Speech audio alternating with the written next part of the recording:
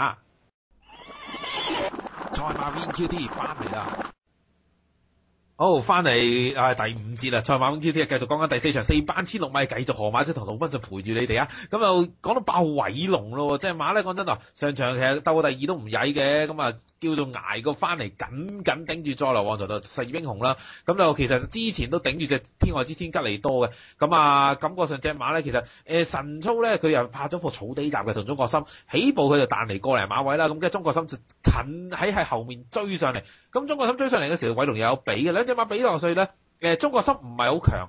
咁啊，以偉龍嚟講算係好少少，不過偉龍見到少少肋骨啊，即係快跳嗰時要小心啲。呢隻馬咧，較為鋼條少少咧，一見肋骨就要留一留神啊，因為呢隻馬咧好容易唔知點解成日都見到肋骨咧，就覺得佢可能會出現奀瘦少少嘅情況。咁啊，大家如果臨場要留意下啦。感覺上加上有一樣嘢我就避忌啲嘅，加上點解咧無啦啦用咗成件鐵加7磅咧，就我寧願揚名論騎嘅，其實就咁啊，隻偉龍就嗱，如果話血統呢場邊隻馬善於泥地咧？呢隻係其中一隻啦，即係 Cap Course 啦，即係你見到好多英外馬咧，英國馬咧都好多即係同父馬喺林地跑得好啦，你。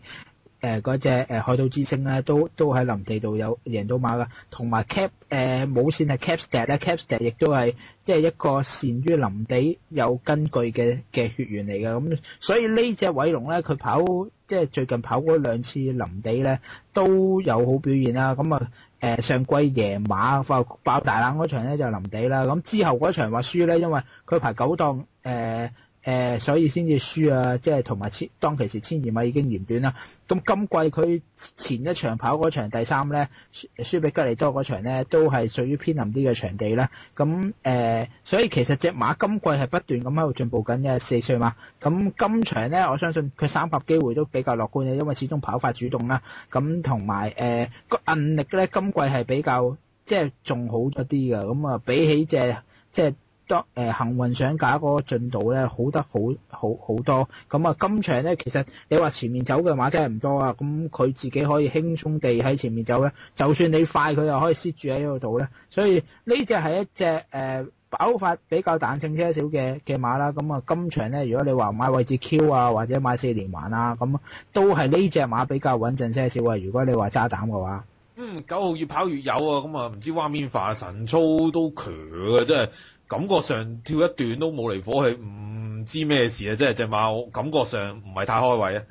係啊，呢隻馬個神態好差㗎咁樣，因為前一場佢初出我有介紹佢嘅，但係上一場咧再跑嘅時候咧，再睇翻嗰啲馬，即係佢個神貨咧，哇！即係啲冇肌肉嘅，咁啊亦都冇彈力，都唔係蔡約翰啲馬，即係一貫嗰啲靚馬嚟嘅，咁所以個進度即係水準以下，所以就唔揀佢啦今次。咁10號歡樂寶寶隻馬咧，神操係有少少發癲噶啦，咁啊都係有啲急嘅，咁啊但個身就冇乜嘢㗎，但係咁啊上場其實追過第2咧，阿毛生咧其實都起步都漏閘㗎，咁啊講真就臨尾捐咗埋去就啄住隻勁高手追啦，臨尾過唔到就即係恰如其分啦，你話即係係咪好叻就唔係㗎啦，10檔睇下潘頓點跑啦，感覺上呢場其實我覺得隻馬咧係拉出外檔衝一段咧。就好過喺入面吱吱助助咁衝嘅，我成日覺得就唔好話即係喺入面塞咧就好難跑啊！睇下潘頓哥做唔做到呢點啦。咁啊，如果做到呢點嘅，其實隻馬都有一定嘅機會入圍嘅。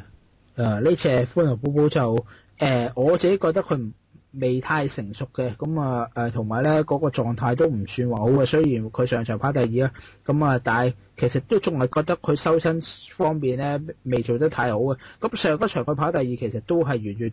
即係內欄咁樣衝上嚟嘅啫，咁情況同神州8號差唔多啦。咁當日幾隻攝住條欄跑嗰啲馬，即係佢啦、神州8號啦、精密坊嗰啲都跑得近嘅，咁啊有些少形勢之利啦、場地之利咁。咁今次排10檔咧，就肯定冇咗形勢之利㗎啦。咁你就算話要攝埋欄咧，都要花一段氣力先攝到埋欄嘅。咁所以今場會係一個考驗啦。咁我就冇揀到呢隻即係有機會成為熱門嘅馬啦。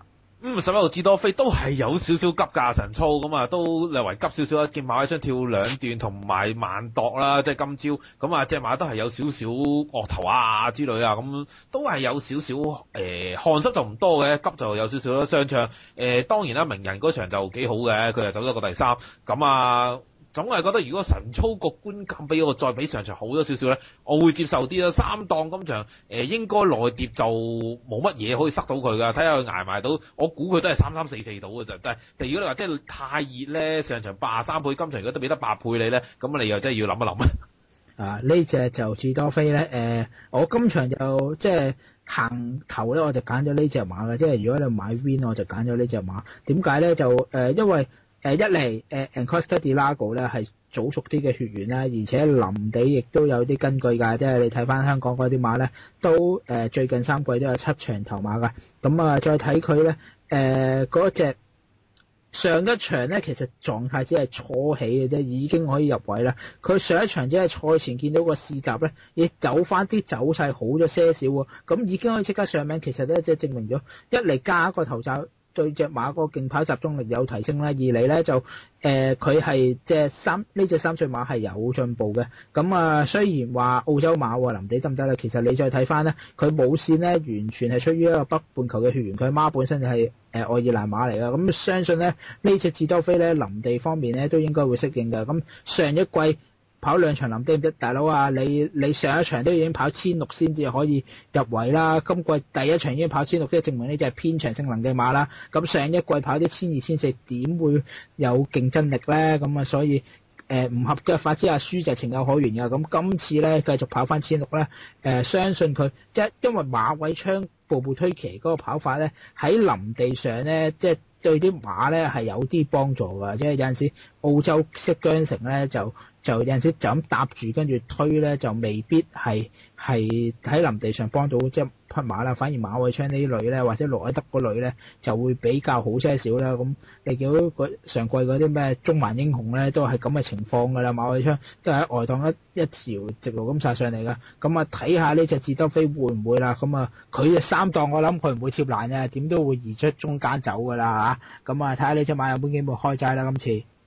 12號高分貝咁啊，馬跑黏地好㗎，咁但係就即係神操狀態就今年好似都係未有所提升，爭少少。今次用黎海榮係好現象嚟嘅，感覺上可爭不穩啊！即係講真就，但係你話即係咪即係狀態上係俾我扣分㗎啦？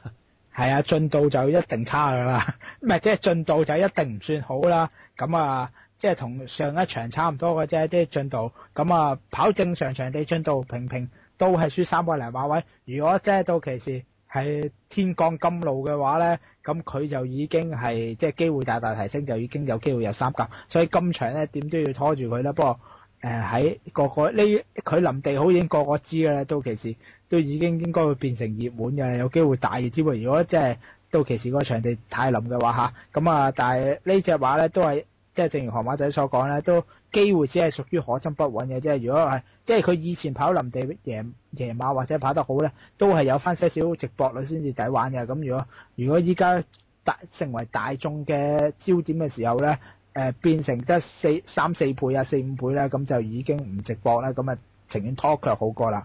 13號威小姐等佢減到落30分先算啦。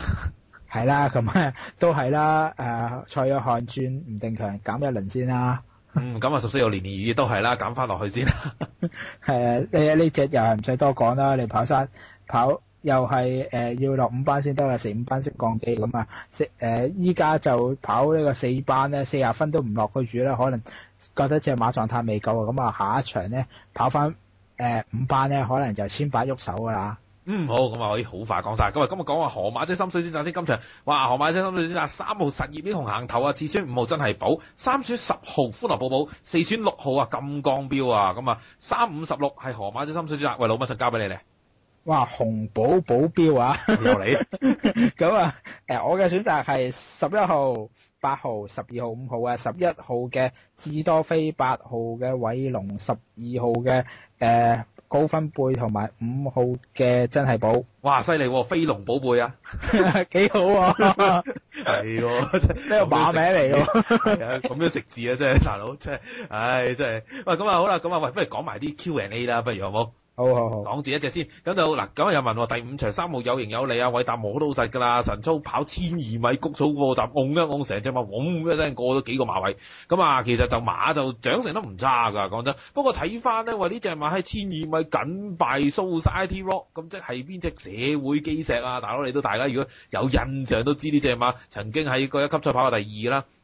喂，不過父係 Motivator 嗰啲，喂。跑長途喎，全部喂睇佢腳法都有少少咧，即係有少少即係，我覺得佢嗰啲腳步咧都有少少攬得較為闊啲，會唔會即係跑1400、1600會唔係1600會好啲咧？我真係成日個諗下。不過講真，狀態就真係好靚啦。喂，初出孭33磅係有疑點嘅，咁啊，但係今場對手又真係得隻皇帝指令啫。講真，如果係嘅話，即係單 Q 又得唔得咧？我成日覺得皇帝指令拖有型有利呢條單 Q 都好穩下喎。咁啊，會唔會即係皇帝指令就應該大熱門㗎啦？咁啊，有型有利會唔會劏到佢咧？嗱，我對呢隻馬評價都幾高嘅，當然就因為嗰場僅輸俾隻社會基石嗰場啦。咁其實佢哋兩隻馬雙彈嚟咗後邊嗰啲馬㗎。咁啊，嗰隻社會基石係咩馬？咁啊就係金禧錦標輸俾花旗嗰隻大冷門咯，嗰隻90幾倍嘅大冷門啦。咁啊不過佢又冇得跑，不過佢又真係唔夠花旗跑。係啊，咁啊，但係大家都睇唔起隻社會基石嘅時候咧，咁其實相對地可能真係因為呢個水準而令到外界都睇唔起隻有型有利啦。咁啊，有型有利就喺外地跑2場都係上名嘅。咁其實你睇佢外地嗰2場咧都幾肯追馬下㗎。咁睇翻佢嚟到香港試咗嗰2個集啦，阿韋達即刻摸到實啦，隻馬嘅按住又自己順住走啦，跟住又會可以喺個試集度見到佢自己衝翻上嚟啦。其實嗰個preparation 咧已經係嚟得好快啦，同埋咧唔好以為英愛馬一定遲熟啊，呢隻馬係早熟㗎。咁啊，因為咧佢同冇媽媽生出嚟嗰個細佬同阿媽嗰個細佬咧2歲一出即勝贏1600米啊。咁啊今場1400米咧初出就都應該可以頂得住嘅。咁啊同埋如果臨地啊更加好啦，即係因為臨地就佢跑開即係有型有利，就喺外國就跑慣啲偏臨啲嘅場地啊嘛。咁啊今場睇下可唔可以一出即勝啊？雖然湖心啲一出即勝馬就印象之中唔係好多，咁睇下今場劏唔劏到皇帝指令啦。咁整體上呢隻馬係值得留意啊，佢前景會幾好啊。好啊，咁啊一陣翻嚟再講埋另外3隻，唔好行開啦。